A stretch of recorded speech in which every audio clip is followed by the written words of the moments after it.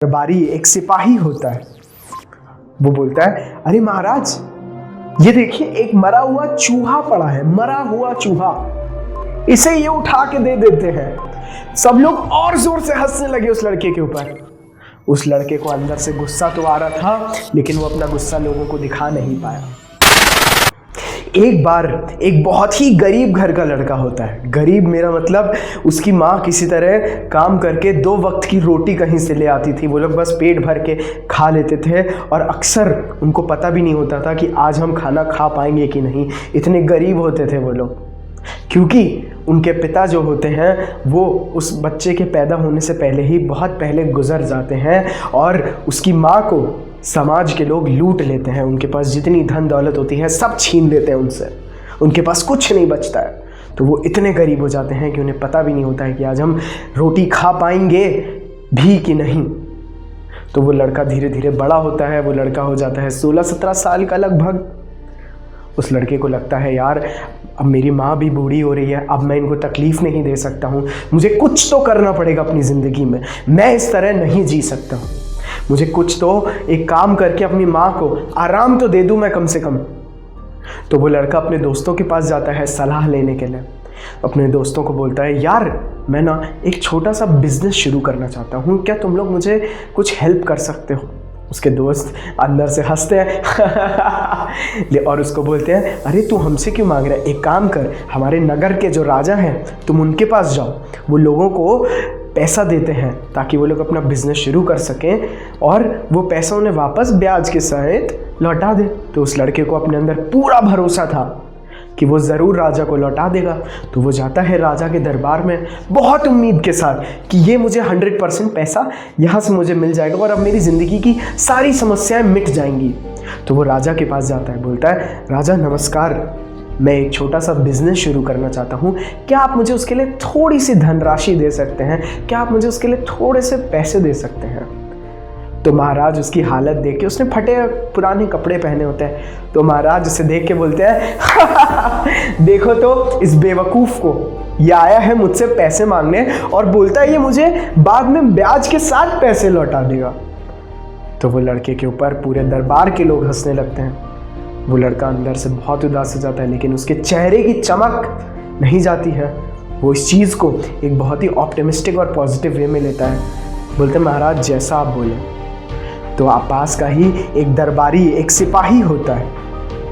वो बोलता है, अरे महाराज, ये देखिए एक मरा हुआ चूहा पड़ा है, मरा हुआ चूहा, इसे ये उठा के दे देते हैं। सब लोग और जोर से हंसने लगे उस लड़के के ऊपर। उस लड़के को अंदर से गुस्सा तो आ रहा था, लेकिन वो अपना गुस्सा लोगों को दिखा नहीं पाया।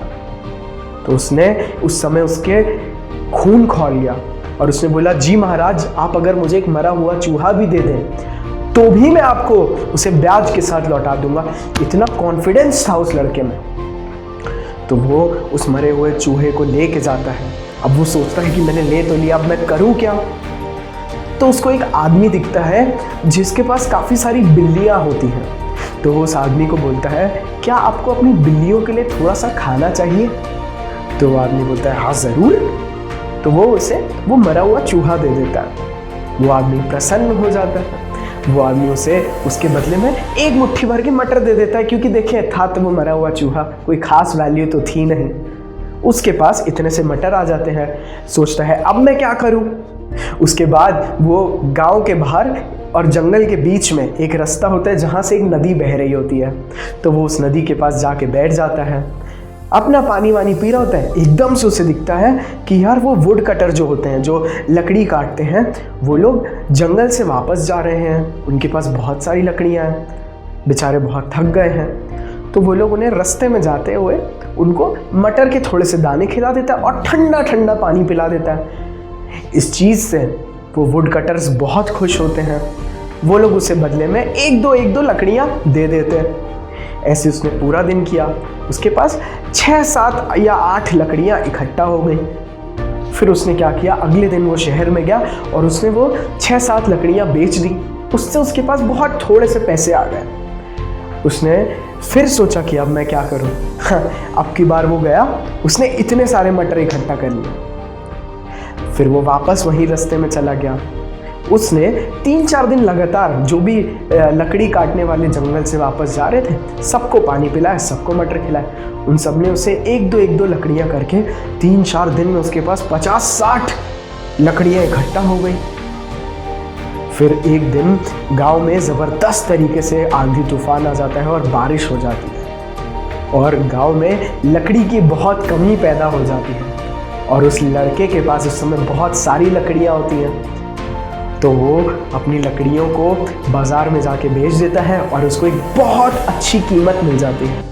देखिए उसका माइंडसेट था, वो हारा नहीं, वो चलता रहा। तो उसको बहुत सारे पैसे मिल जाते हैं।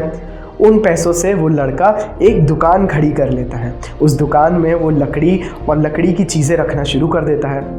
एक दिन वो अपनी दुकान में देखता है कि यार एक छोटा सा चूहा से जा रहा होता है। उसको याद आता है, अरे मुझे तो महाराज को इंटरेस्ट के साथ उनका मरा हुआ चूहा लौटाना था। तो वो जाता है एक सुनहार के पास, एक गोल्ड स्मिथ के पास और उस आदमी को बोलता है मुझे एक सोने का चूहा बना के दे दो। जी हाँ, सोने का। तो वो सोने का चूहा लेके जाता है राजा के पास। बोलता है राजा ये लीजिए आपका कर्ज ब्याज के साथ। तो राजा अचंभित हो जाते हैं कि यार ये कौन है।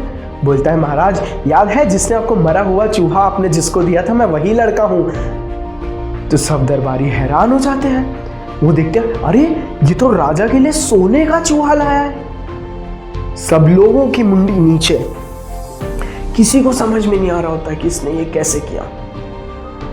तो वो लड़का महाराज को बोलता है महाराज मुझे उस समय बहुत ज़रूरत थी और आपने मेरी मदद कर दी। उसने फिर भी ग्रैटिट्यूड दिखाया राजा को।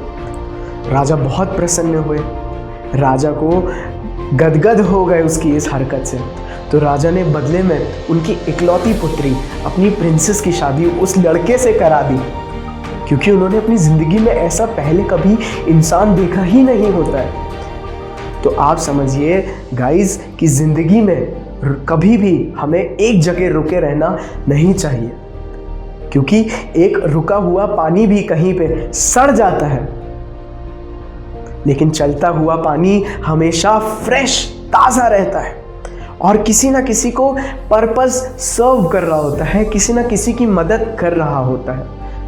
तो आप लोगों को भी कभी रुकना नहीं चाहिए और ना रुकने देने वाला जो माइंडसेट होता है उसको हम लोग ग्रोथ माइंडसेट बोलते हैं। तो अक्सर लोगों का होता है फिक्स्ड माइंडसेट। फिक्स्ड माइंडसेट वाले लोग सोचते हैं कि यार सब कुछ लक से होता है, सब कुछ नसीब से होता है, ये हार्ड वर्क कुछ नहीं, टैलेंट ही सब कुछ होता है।